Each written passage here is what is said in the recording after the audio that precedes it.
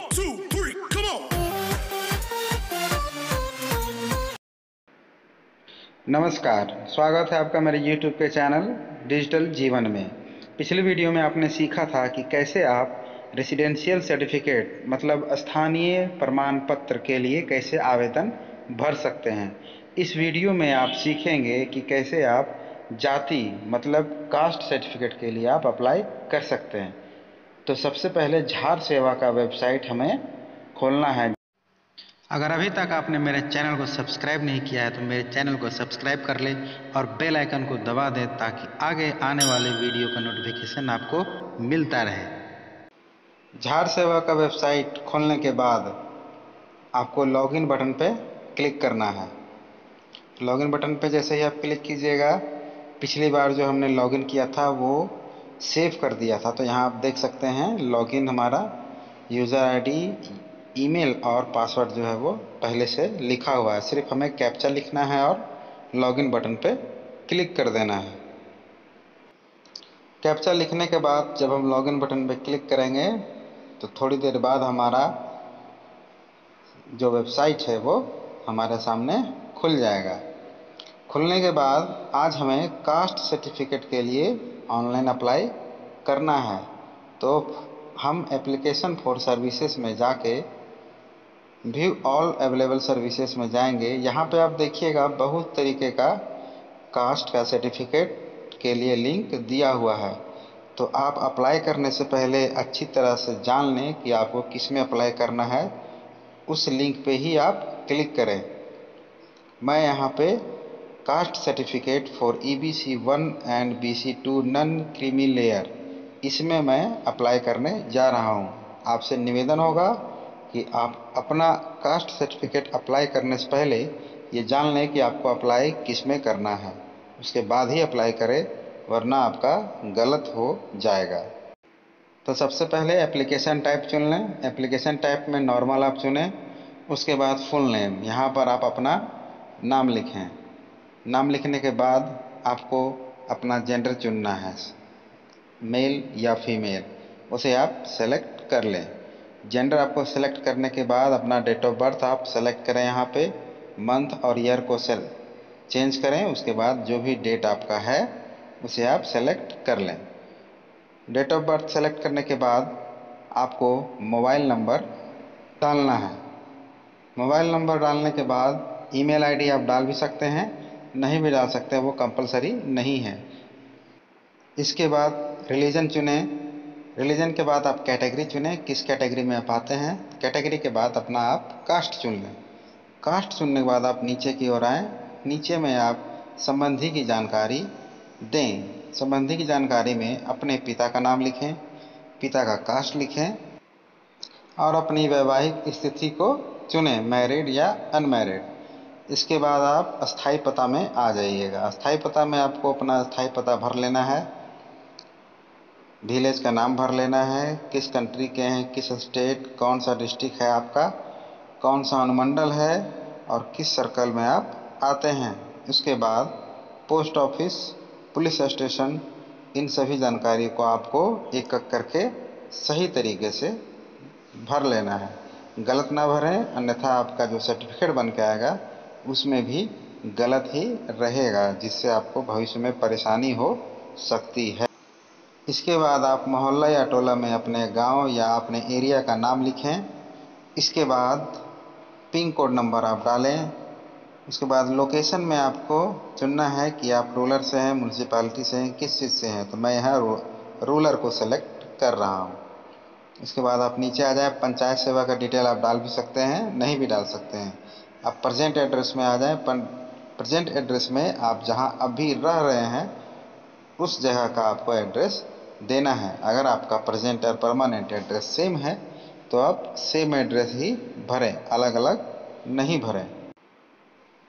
Present address भरने के बाद फादर डिटेल्स में आप आएँ। इसमें फादर का कास्ट और पैन नंबर आप दे भी सकते हैं, नहीं भी दे सकते हैं। ऑक्यूपेशन लिखे अपने फादर का, फार्मर है या फिर लेबर है या फिर डॉक्टर है या फिर इंजीनियर है, जो भी हैं आप यहाँ पे लिख सकते हैं। लिखने के बाद कुछ यहाँ पे क्वेश्चन आपको दिख रहे हैं, उनके जवाब आपको यस और नो में सही सही देने हैं। इन सभी जवाबों को देने के बाद आपको नीचे आना है। नीचे आने के बाद आवेदक के पिता क्या हैं उसे सेलेक्ट करना है। अगर आपके पिता उन सब ऑप्शन में कुछ नहीं है, इन सभी ऑप्शनों में, तो आपको नन ऑफ दीज सेलेक्ट करना है। इसके बाद आपको यहाँ पे बताना है कि अगर आपके पास कृषि योग्य भूमि है तो यस करें, अगर आपके पास कृषि योग्य भूमि नहीं है तो आप वहाँ नो कर दें। नो करने के बाद आपको कुछ भी भरने की ज़रूरत नहीं है, लेकिन आप यस करते हैं तो आपको फिर कृषि योग्य भूमि का अपना कुल क्षेत्रफल देना है। उसमें कितनी भूमि सिंचित है, माने सिंचाई कितनी भूमि में होती है, कितनी में नहीं होती, कौन सा फसल आप लगाए हैं, इन सभी का डिटेल आपको यहाँ पे भरना है। उसके बाद आपका कृषि से कितना आय है और आपका प्रोफेशनल इनकम क्या है, व्यवसाय से क्या आय है, या आप किराया से कितना कमाते हैं, ये सभी इनकम आपको यहाँ पे भर के आगे बढ़ जाना है। याद रहे, अगर आप बालिग हैं तो आपको अपना भरना है, अगर आप नाबालिग हैं तो आपके गार्जियन का डिटेल ही आपको यहाँ पे भरना है। उसके बाद मदर डिटेल्स। मदर डिटेल में अपने माँ का विवरण आपको भरना है। माँ का नाम लिखें, माँ का डेट ऑफ बर्थ सेलेक्ट करें, उसके बाद पेशा सेलेक्ट करें। अगर आपकी माँ हाउसवाइफ है तो हाउसवाइफ लिखें,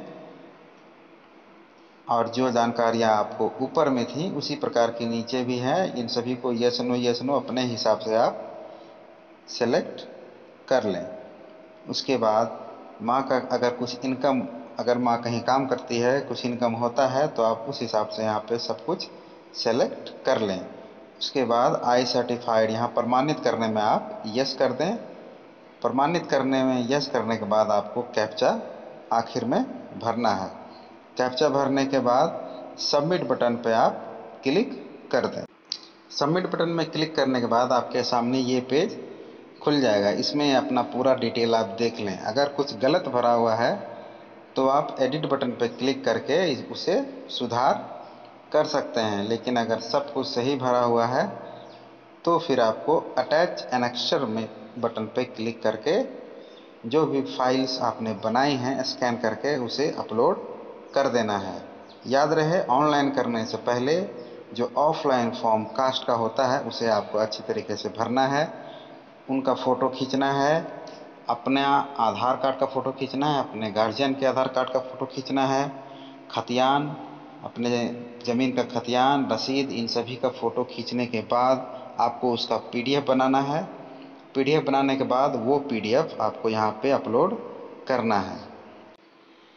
अगर आप पीडीएफ बनाना नहीं जानते हैं तो उसका लिंक मैं डिस्क्रिप्शन में दे दूंगा, वहाँ से आप क्लिक करके पीडीएफ कैसे बनाते हैं मोबाइल से आप सीख सकते हैं। इनक्लोजर डॉक्यूमेंट में आप सपोर्टिंग रिलेवेंट डॉक्यूमेंट चुन लें, अगर आपको कुछ समझ में नहीं आ रहा है तब। नहीं तो फिर आप एक एक करके जो भी प्रूफ है वो आप सेलेक्ट कर सकते हैं। जैसे प्रूफ ऑफ कास्ट में आप लैंड सर्टिफिकेट या खतियान डाल सकते हैं। आइडेंटिटी प्रूफ में आप आधार कार्ड सेलेक्ट कर सकते हैं। इसी तरीके से अगर आपको समझ में आ रहा है तो वहाँ सेलेक्ट करें, नहीं समझ में आ रहा है तो सपोर्टिंग रिलेवेंट डॉक्यूमेंट सेलेक्ट करें और ब्राउज़ पे क्लिक करके आप सभी पीडीएफ को अपलोड कर दें। अपलोड करने के बाद आपको सेव एनेक्चर बटन पे क्लिक करना है। यहाँ पर मैंने ब्राउज़ बटन पे क्लिक करके सभी पीडीएफ को सिलेक्ट कर लिया है। सेलेक्ट करने के बाद अब मैं सेव एनेक्चर बटन पे क्लिक करके इसे सेव कर दूंगा। सेव एनेक्चर पे क्लिक करने के बाद आप देख सकते हैं ये सारा चीज़ अपलोड हो चुका है। यहाँ पे ब्लू रंग में आपको लिंक दिख रहा होगा, इस पर क्लिक करके आप चेक भी कर सकते हैं कि आपने क्या अपलोड किया है। एक बार सभी डॉक्यूमेंट को आप देख सकते हैं। देखने के बाद आप फिर से वापस बैक आ जाएं।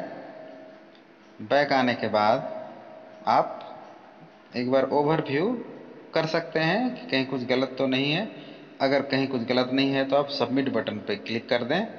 आपका कास्ट सर्टिफिकेट के लिए अप्लाई कंप्लीट हो जाएगा। अब आप यहाँ से रिसीविंग प्राप्त कर सकते हैं। ये रिसीविंग आप प्रिंट निकाल लें या फिर इसमें जो एप्लीकेशन रेफरेंस नंबर दिया हुआ है उसे आप ज़रूर से लिख लें। इसी से आप फ्यूचर में ट्रैक कर पाएंगे कि आपका जो सर्टिफिकेट है कास्ट कहाँ तक पहुँचा है, कहाँ तक बना है।